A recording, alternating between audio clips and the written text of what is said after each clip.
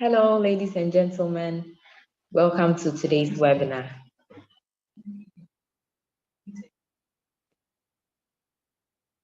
Good morning. My name is Winifred, and I'm happy to moderate this session. As always, this is a one-hour interaction with Dr. Yamson. Today's topic is a sequel to our previous sessions on the state of Ghana's economic crisis and the opportunities that exist amidst the crisis. In the last couple of months, we have been trying to help Ghanaian businesses to navigate the unprecedented economic upheaval that the country is going through and its impact on Ghanaian businesses. We have looked at the underlying causes and what responses we believe are appropriate to contain the disruptions and establish a better, more supportive business environment. We have also looked at what we believe Ghanaian businesses should do to contain the many disruptions to their operations and to create a foundation for future growth. If you missed those two sessions, you can watch them on our YouTube page, Ishmael Yamson and Associates. But today, Dr. Yamson will spend 30 minutes to look at what he considers critical and imperative for business success in the current environment, which is hugely uncertain and has made many businesses vulnerable. As always, kindly keep your devices on mute to avoid interruptions. You may also leave your questions and comments in the chat whilst the presentation is ongoing. I will now hand you over to Dr. Yamson, and I am hopeful that this webinar will be useful to us all. Thank you.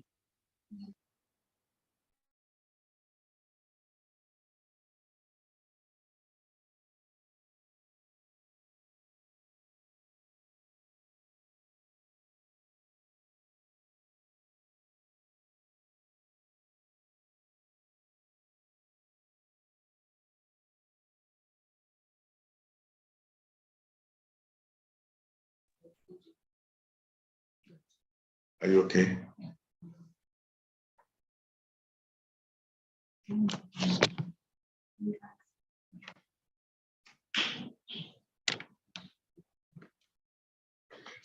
Thank you very much. In the last couple of weeks, as Winifred said, we have been sharing ideas about how we can assist Ghanaian businesses to navigate the current crisis. We've looked at the underlying causes. We have looked at what Ghanaian the political establishment can do. We have also looked at what businesses can and should do in the last conversations. Today, what I'd like to do is to take a look at the four very critical imperatives that I believe every business should pay attention to in this the situation we find ourselves. And let me quote, the past 3.5 years have been extraordinary. What we are seeing is surely more than the progression of just another business cycle. An unerring combination of a global pandemic compounded by energy scarcity, rapid inflation, and geopolitical tensions boiling over has people wondering what certainties are left. Today's events might even look like a cluster of earthquakes that is reshaping our world. This quotation comes from the McKinsey Global Institute. And indeed, in Ghana, it looks probably even worse than an earthquake, because you get up every morning and something very catastrophic has happened that has tremendous impact on your business. Things that we have been here before. Indeed, we have been here many times. But this time, the scale is worse than at least I have ever witnessed in this country. Therefore, we need to think and we need to act different. And that's why I believe that there's four very critical areas that we would like to focus our attention. Leadership, and I always talk about leadership, and probably I will never stop talking about leadership because it makes and unmake a business, a country, an institution. If the leadership takes the organization in the wrong direction, the organization. So that is key. Organizational mindset is the second one, because we are going through a major crisis. We are going through huge vulnerabilities, and sometimes we get stuck in the past, and we don't want to believe that we live in a totally different world. Everything is changing around us, and yet we want to behave the same way. It's just like one very important politician many years ago who said Ghanaians sometimes behave like being on a dancing floor and dancing to waltz. But when the music changes to high life, they are still dancing balls. And that means people are going to fall into other people's way and they will become chaos. So the mindset of the business of its leadership is very critical in this moment. The third element that I would think that business is critical. It is absolutely important that businesses build resilience. This year, Davos focused a lot on resilience. What they realized, all the major CEOs of the companies and the politicians who met in Davos recognized that the reason why we are where we are is because we don't have the foundation, the strong foundations to take the shocks. And yet we have suffered, experienced shocks in the world before. If we take out World War I, World War II, and as recent as 2007, 2008, the financial crisis. And yet we didn't learn the lessons of ensuring that our businesses are structured in a way that they can take shocks. All we do is to blame the shocks when they come. We don't blame ourselves for not having built resilience. The final area that I like to talk to is not getting stuck in the mud that you see today, but being determined to walk yourself out of the mud into a dry land where you can enjoy prosperity. So most of us are so obsessed, or we tend to be so obsessed with what's going on around us today, to the extent that we forget that there is a tomorrow that we need to look at what's happening. So let me very briefly look at each of the four. So I'll start with leadership. Now, for me, the thing about leadership is that, and there's so much literature about leadership. Everybody talks about leadership. But two things stand out for me.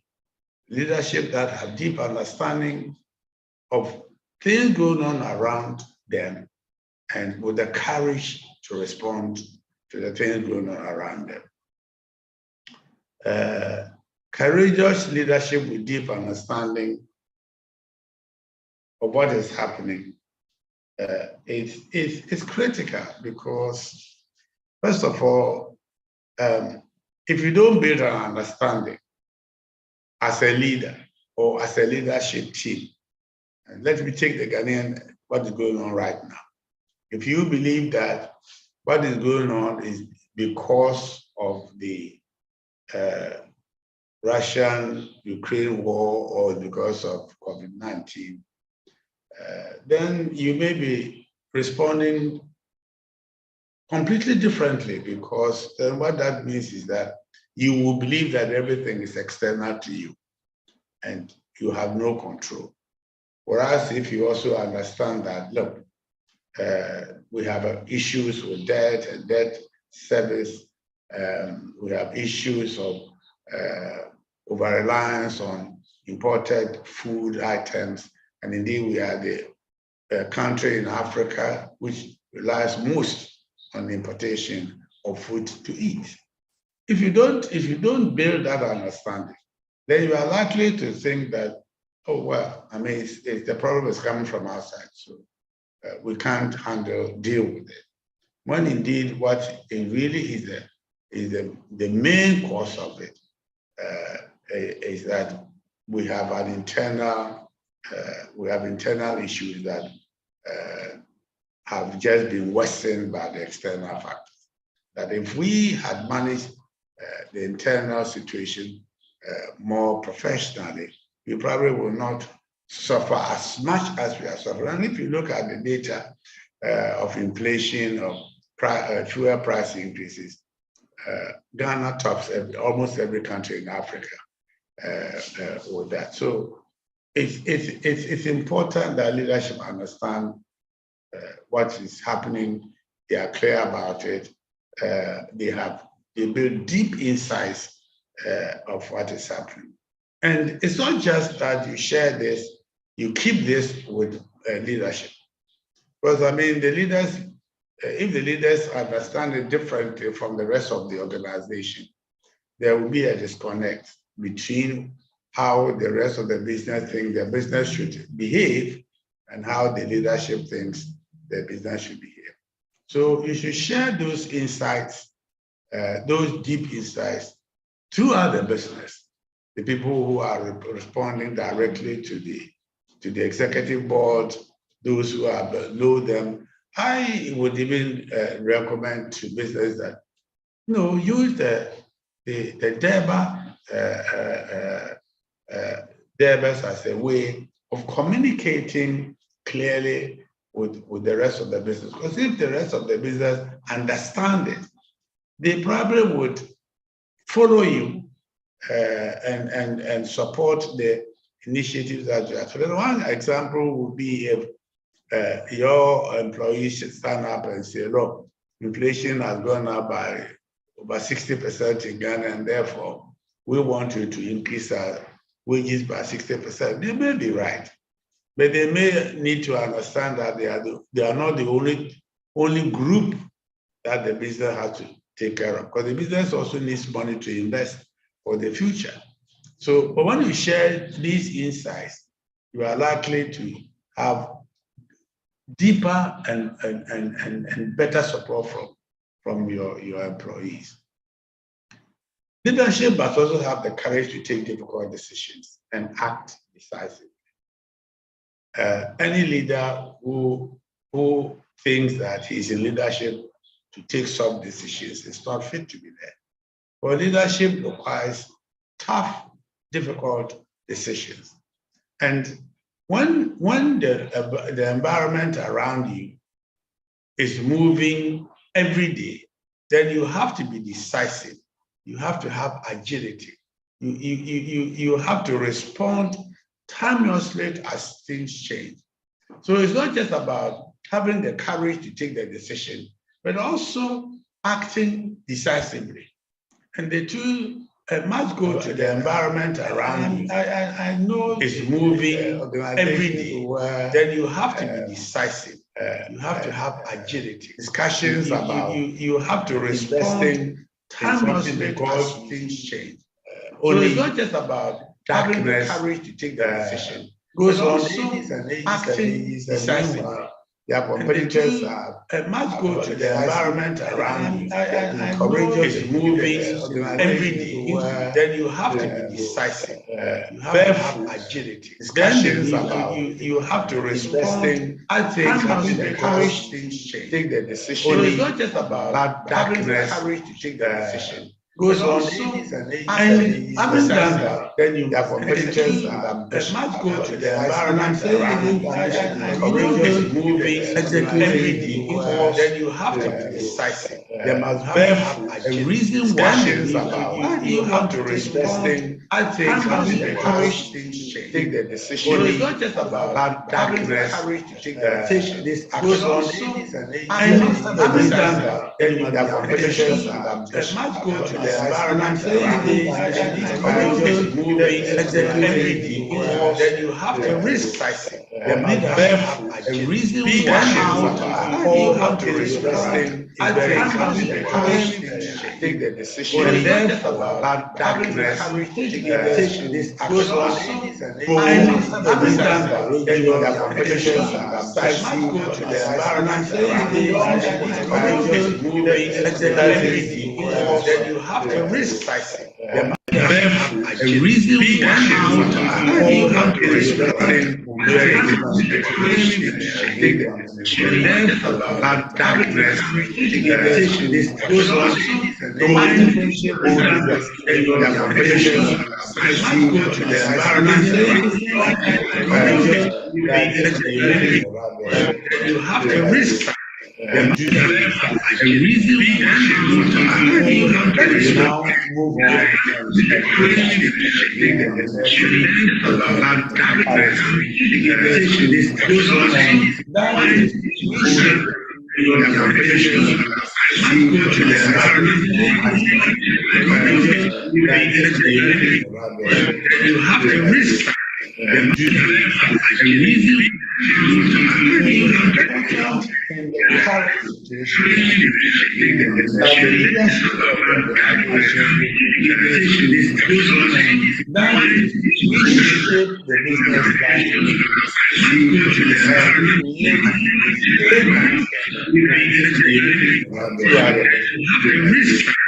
What do I say?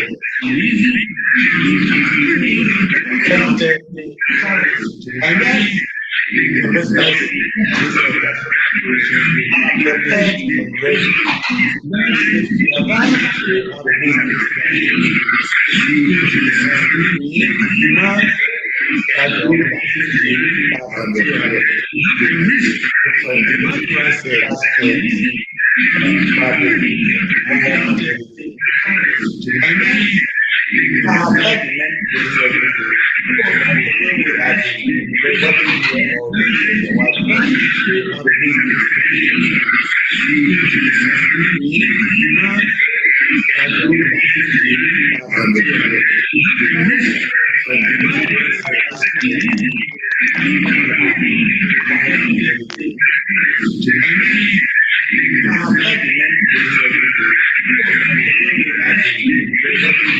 Sorry for the interference.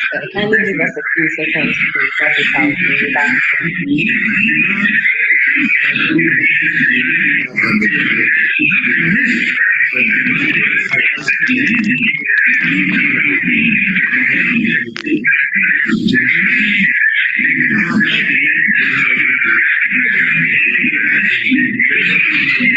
for the interference. Kindly give us a few seconds to sort it out. We'll be back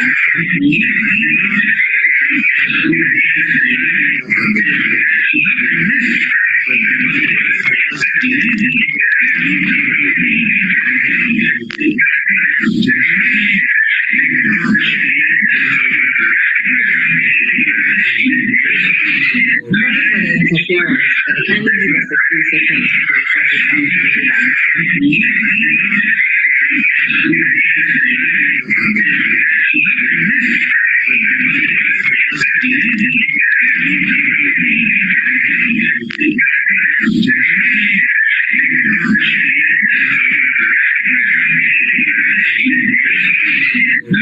interference. Kindly give us a few seconds to sort it out. We'll be back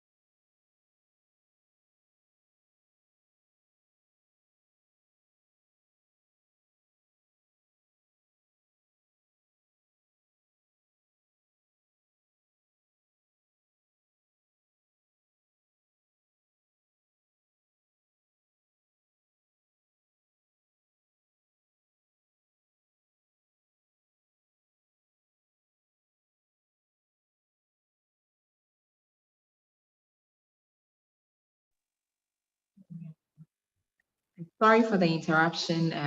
The issue has been sorted, so we can proceed with the presentation, Dr. Yamson. Thank you. Thank you very much. And I must apologize for the feedback that was disturbing the conversation. I was talking about the need for the organizational mindset to be reshaped. When you suddenly find yourself in an environment where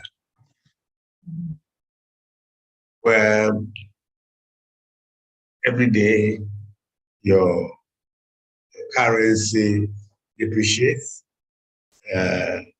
you find it very difficult to find ships.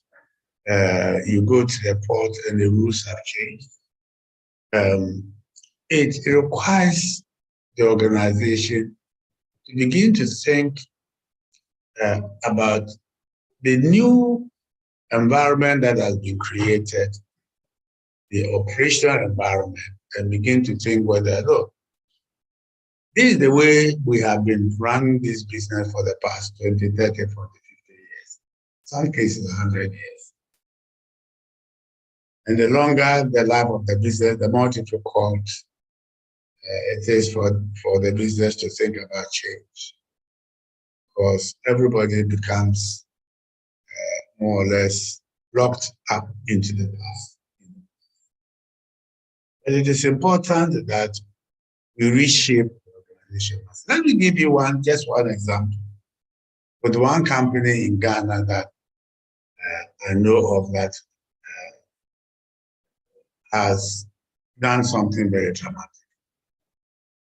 They found out that the raw materials they require for their operation was becoming scarcer and scarcer.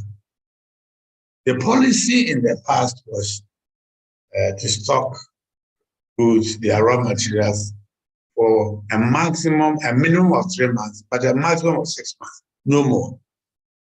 They now realize that they probably will not be able to secure supplies, not in 1 month or 2 months or 3 months, but probably 6 months and even 1 year, even more than a year.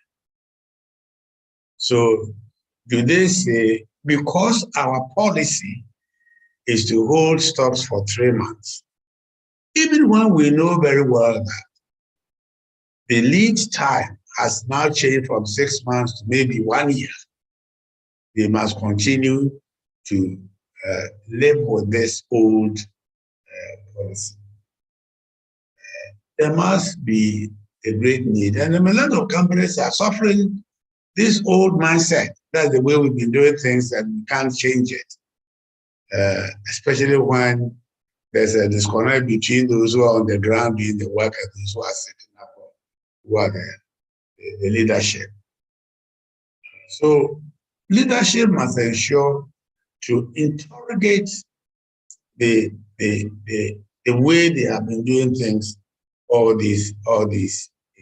And so all old beliefs and old values and old behaviors must be challenged. But unless you challenge them, you cannot. And if I bring it to a broader perspective, we have had our constitution since 1992. Now we know that the constitution has problems. Do we sit by it because it is our constitution? Or do we take a bold action to say we should reshape this organization this constitution to respond to the new Ghana and the new reality that we have in this country?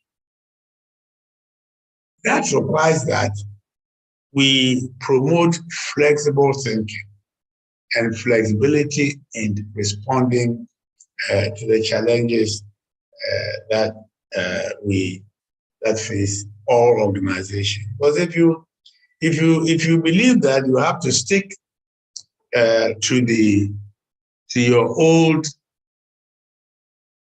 if you have to stick to the old way of doing things, then it is probably going to be very difficult for you to respond appropriately to the current situation, which we all know is very fluid, changes all about the day. There are no certainties whatsoever. There are no certainties whatsoever.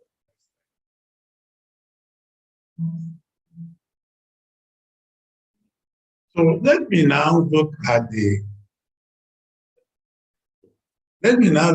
next factor, which I also consider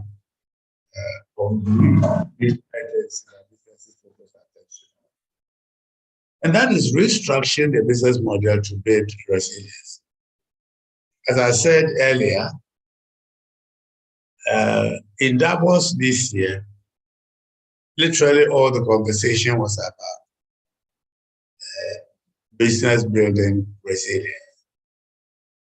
We have published recently a paper on LinkedIn and on Facebook, and you can take a look at the topic of that paper: building sustainable, resilient growth. So you look for it and read it. But let me just look at these 6 areas, which for me are in our environment, I consider very important, because unless businesses have that, and even countries be resilient, we always find ourselves in great trouble immediately there's a little shock. And I have seen in this country where we have either blamed commodity prices, or we blamed, in those days, we blamed the military interventions, or we blamed the external factors like the 2007-2008 financial crisis, and to justify why we cannot build sustain economies with potential for growth and real prosperity for our people. If you go to the Asian countries, I remember the 2007-2008 crisis. Literally all the countries in Asia accepted what the Bretton Woods institutions asked them to do. Those days, they were very prescriptive. Now they are no longer prescriptive. But Malaysia decided no, because they had built their resilience on agriculture. And because the oil palm industry has been built in a way that there is a whole host of other industries that are sprung behind it. They didn't have to panic, because they were very resilient. They had built pillars. You can call them buffers in finance. So, for instance, in finance, if you haven't built strong liquidity, then definitely when you have a little crisis, you are going to have difficulty when you have a crunch like we have, or when it comes to supply chain management. As just said earlier, when I spoke about the stock cover, it's very easy for everybody to say our supply chain policies in the last 2, 3, 4 years. And indeed, let me agree that in the last few years, we all accepted the fact that the whole globalization has made it possible for everybody to trade everywhere, put your factory anywhere. And suddenly you find that the development, the geopolitical arena is such that you can't source some materials from some areas. If you take brand, most companies, the first thing they cut in situations like this is to cut the advertising budget or brand building budget, because those are very soft things. It's not like you don't have money or you have money. But of course, if you don't do that, then what that means is that your brand cannot stand up against competition. The customer is not going to say, I'm going to walk into the market, and irrespective of the price of this brand, this is what I will go and buy. So even in times like this, you have to make sure that you are focused on building resilience in your brand. Then one of the areas which even fascinates me most is the area of customer experience. It is easy for companies today to take customers for granted. After all, oil price has gone up, transportation price has gone up, distribution price have gone up, and therefore I put my price up by 50%, 60%, 70%. And we forget that the customer should be the one who will be there for us for as long as we remain in existence. So even as we take those bold decisions to adjust our prices, do we do it with the customer at the center of those deliberations? Well, there are so many things I've said in my earlier presentation that we can do to control costs and therefore be able to be moderate in the price increases. But for many companies, it is the easiest thing. The customer can well, this is because we need to hold our margins, and we need to make sure that we deliver the profits for the shareholders, and we need to do this and do that. But that means that when you have a crunch, when the time comes when you have a problem, then your customers don't going to stay with you. Now, how many companies today are asking themselves the question, in an hyperinflationary environment that we have, do we have the skills to manage the business? Do we have the skills to manage financially? Do we have the skills to manage the people, for the people to be able to respond and behave the way the environment requires? And above all, we really forget about our reputation, the reputation of the brand, the reputation of the company. After all, everybody is suffering. So if I'm the company and I used to offer this, corporate social to our community, I can't afford it, so I immediately cut it off. Or I begin to do things that are unethical because I believe I need to do those things to survive in business. But when you have created that problem for your brand, it's most unlikely that when the crisis is over, you will be able to speak the same language to your customers and to the community. Confidence is something that takes many years to build. That's for me one of the reasons why I worry a lot about our country. Why? Because our reputation as a reliable country is suffering. And that reputation can also be a reputation for a brand. And it can be a reputation for a company that begins to behave in a way that it loses the confidence of its stakeholders, its customers, its suppliers, its financiers, because you've taken them for granted because you believe that you are.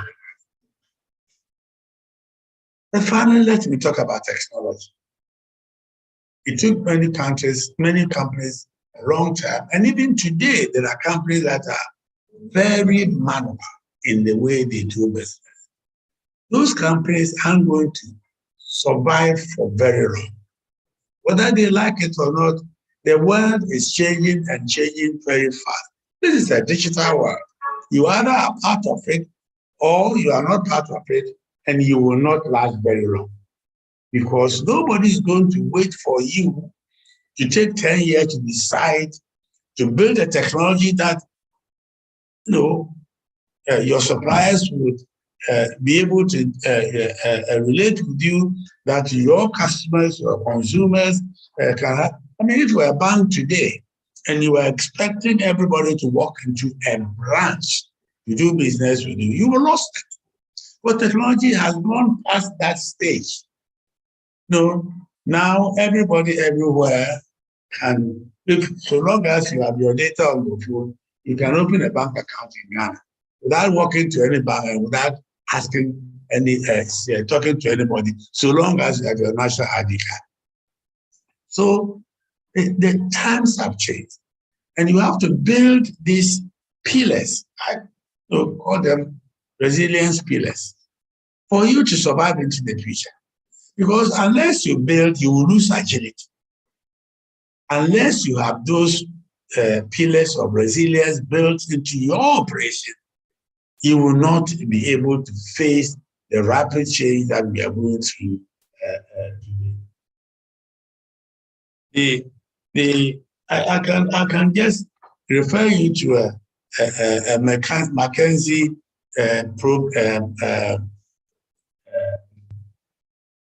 chart that they have done this, and you can Google for it, and it will help you understand it even more because it allows you to have foresight and to be able to adapt quickly because you are built in financial operation, your operational resilience, your technology, your brand, your business model, and they put it all together. So I recommend it to you to look at it. And let me look finally to the last imperative that I believe that companies must not lose sight of. Look beyond today. Every business, everybody, every individual, our government, look beyond today because today can be disabling. I mean, you look at today and you say, after all, what is life all about? There's nothing that I can do. But indeed, there's something that you can do. Tomorrow can be very speculative, and it's interesting. Central banks are arresting people who are trading in currency. I just said that it will not solve the problem. Well, today speculators are taking over. Everybody speculates on what's going to happen tomorrow. But the important thing is for all of us to keep our eye on the future, which we should situate in the new world, which is being created right before our eyes. As we are sitting here, bogged into the depreciation of the currency and high inflation and all the debate about this, and nobody is talking about, okay, fine, this is what we have today. How can we go beyond what we have today and create a more robust and more prosperous future? If we lock ourselves into today, if we believe that tomorrow is the only time where we have to concern ourselves with, then we have lost it. Because every conversation that you hear around is about how hopeless the situation is today, but not about how can we use this hopeless situation to create a new and a better and a more prosperous. Because as we said in our very first, webinar, every problem, every challenge has its opportunities. And don't let us only see the challenges. Let us anticipate what we can do, what can happen. At the end of the day, the world, if you look at history, every big crisis in the world has ended in a totally different, bigger world, and a world which is more prosperous. Look at what happened post 2007, 2008, 2009 crisis. Growth everywhere. And it's those companies that were able to anticipate what is likely to happen. Now, when you have anticipated, prepare. And one of the things that I will recommend to you in the preparation is to build resilience into your operation. Financial resilience, operational resilience, reputational resilience. Build those into the things that you should anticipate and prepare for them. And when you are clear about those things, respond. I talk about courage and I talked about decisive action. Prepare and respond with courage and with decisive. And above all, I recommend to every company, invest in your tomorrow's competitive advantage. But that tomorrow is not going to be the today you are seeing. You can begin to create a different tomorrow for your business. You can be the disruptor going forward and be the great, biggest, company that everybody will be targeting. So what is happening is an opportunity for every company. It's an opportunity for leadership. So my recommendation, leadership, don't sleep. Spend time to anticipate. Spend time to prepare. Spend time to respond. And above all, invest in your tomorrow. Thank you very much. If you have any questions, if you have any comments, I'm ready to take them. Thank you very much, Chairman, for the presentation. I hope it has been so useful for us all.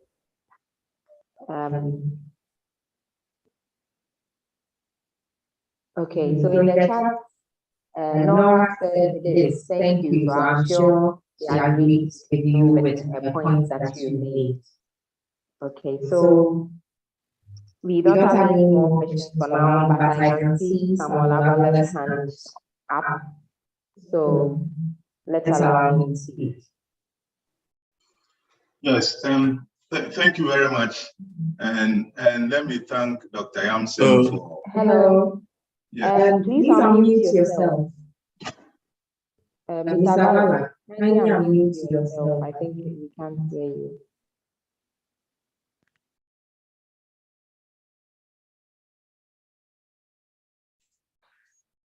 Hello.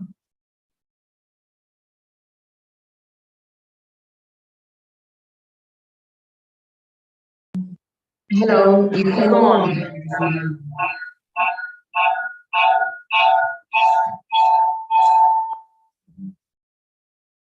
You have to unmute here. Hello. Can you hear?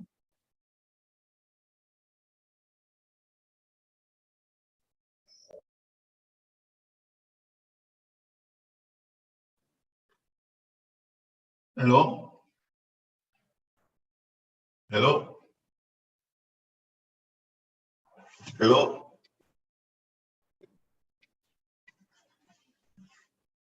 Hello?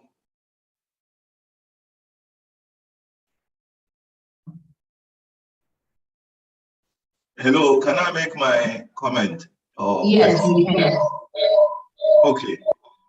Thank you very much for this opportunity. And let me thank Dr. Yamson for this very insightful presentation. I couldn't agree more with Dr. Yamson on the need to do... Sorry, they'll join us shortly. The need to do things differently and do so decisively. A week ago, the Association of Ghana Industries organized a business forum in which the Agric Minister was present, and I was there to talk about the agricultural sector. And I made this emphatic statement that, look, the amount of food we import is simply ungodly, and I specifically talk about palm oil in its refined and even the crude form.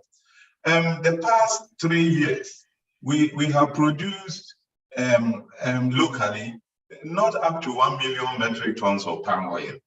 At the same time, in fact, specifically about 850,000. At the same time, we have imported about 1.17 million metric tons. So our import is more than 50% of our total consumption and exports together. At the same time, we have also exported about 620,000 metric tons of palm oil in its refined forms. So there's an advantage there. Our problem is we must expand our local production so that we can reduce the import to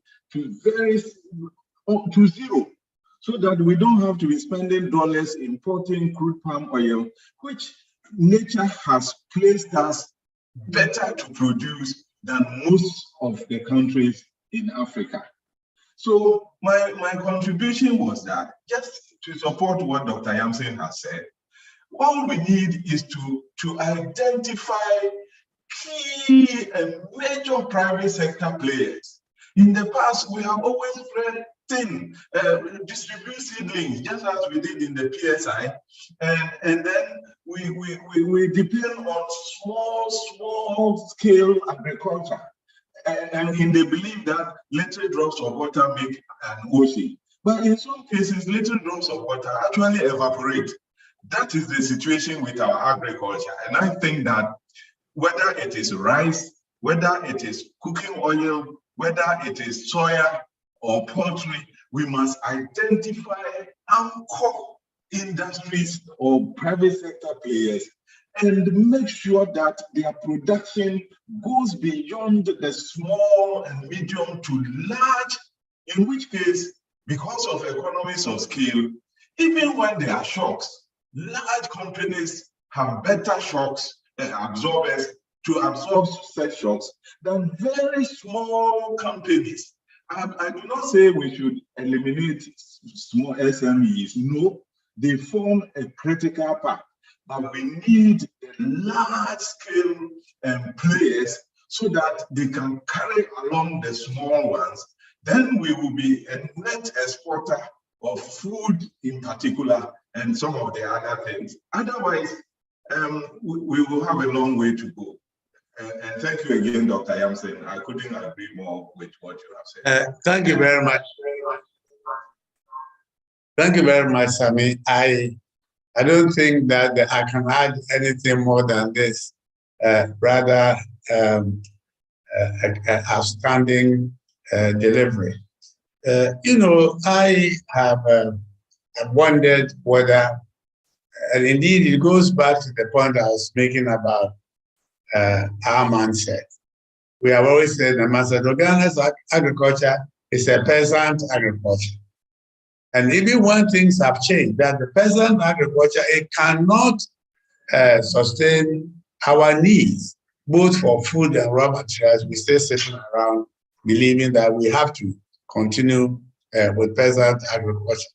Yes, of course, nobody would say that the peasant farmers should be done away with. Of course, if you go to most of our plantations, you will find that around the core plantation, there are hundreds and thousands of small-scale farmers who are planting to feed the large-scale operation. But then they have the capacity to process and to add value.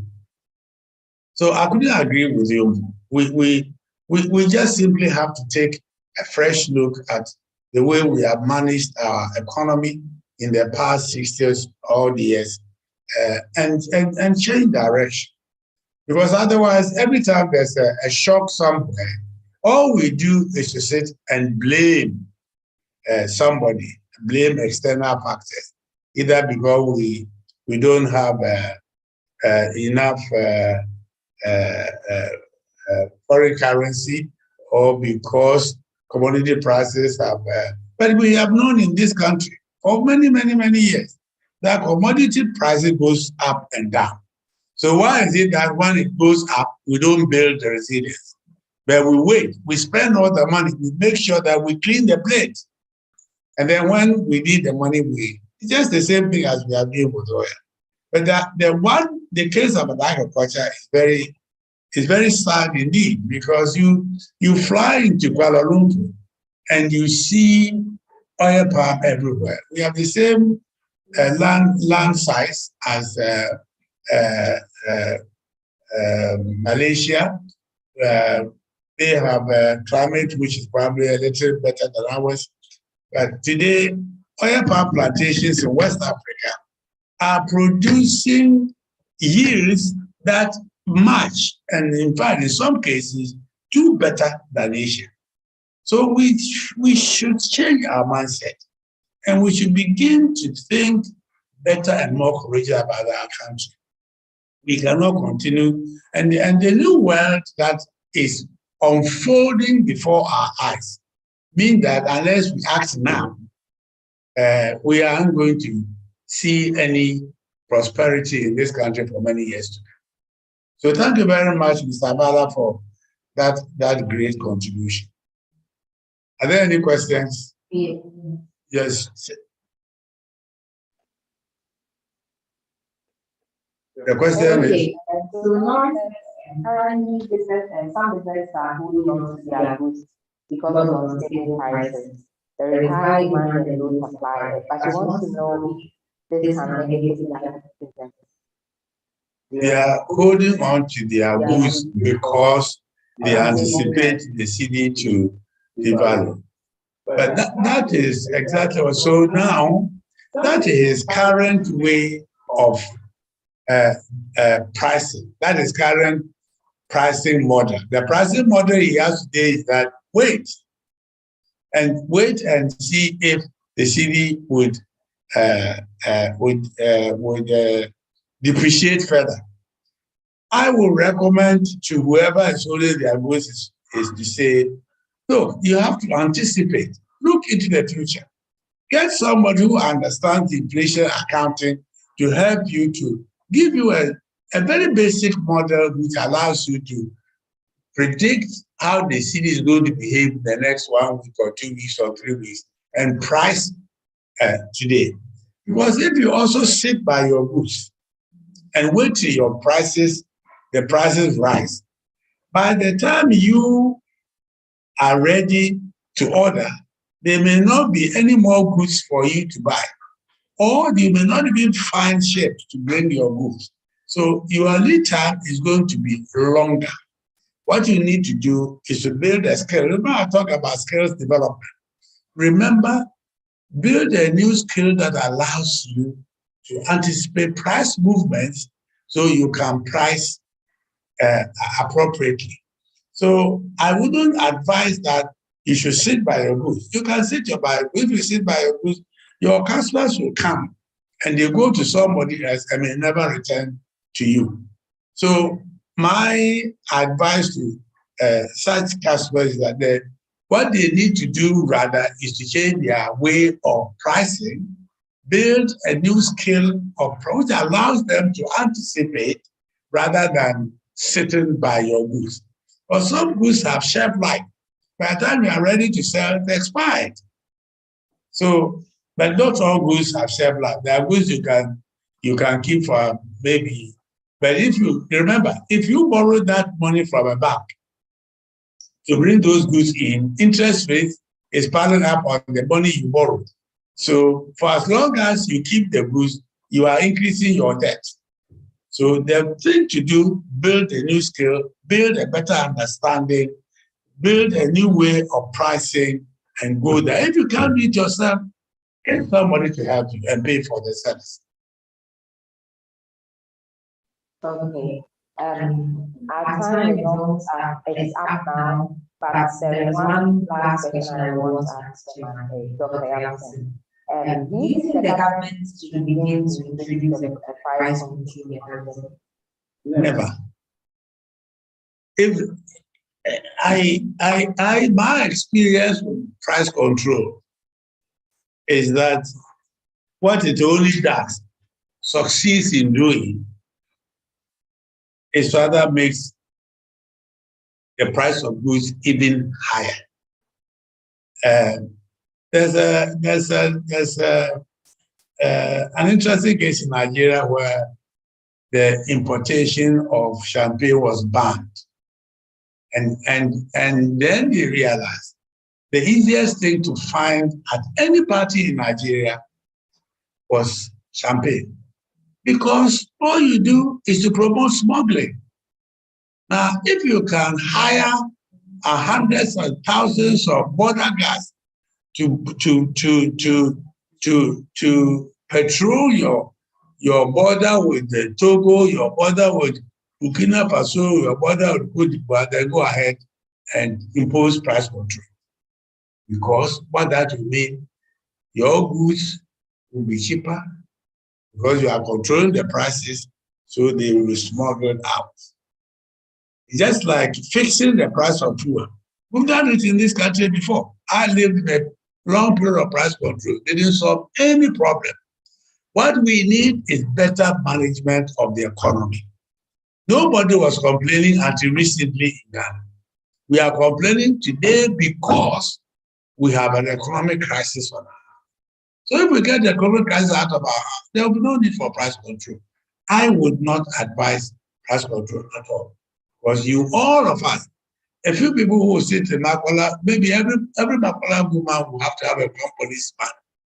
And I will give you, I used to work in textiles where we had price control, right?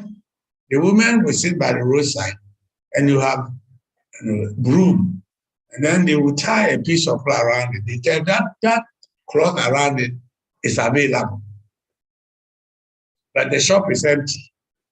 Then they will show you where to meet them, pay the price. Is that what we want? So I'm sorry. I'm not a price control fan at all, and I'll never be. Okay, thank you very much, Dr. Yamson. I'm sure this session has been very useful for all of us. Thank you everyone for joining. You can also watch a playback of this session on our YouTube page, Ishmael Yamson and Associates. Thank you everyone, and see you next month. Thank you. Bye. You guys, price control.